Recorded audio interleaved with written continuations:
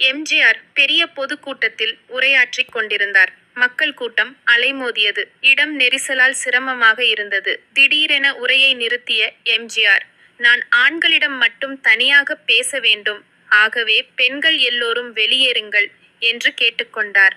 அந்த வார்த்தையை கேட்ட பெண்கள் சற்றே ஆச்சரியப்பட்டும் மரியாதையுடன் கூட்டத்திலிருந்து மெதுவாக வெளியேறினர். அவர்கள் சென்றதும் எம்ஜிஆர் சிரித்துக்கொண்டு ஆண்களிடம் பேசத் தொடங்கினார்.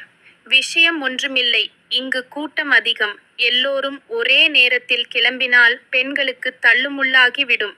அதனால்தான் முதலில் அவர்களை பாதுகாப்பாக அனுப்பினேன். இனி நீங்களும் அமைதியாக செல்லலாம் என்றார்.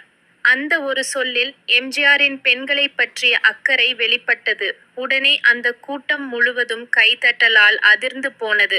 மனித நேயத்தையும் அன்பையும் கலந்த அந்தச் செயல் இன்று கூட மக்கள் மனதில் ஒளிந்திருக்கும் ஒரு அழகான நினைவாகவே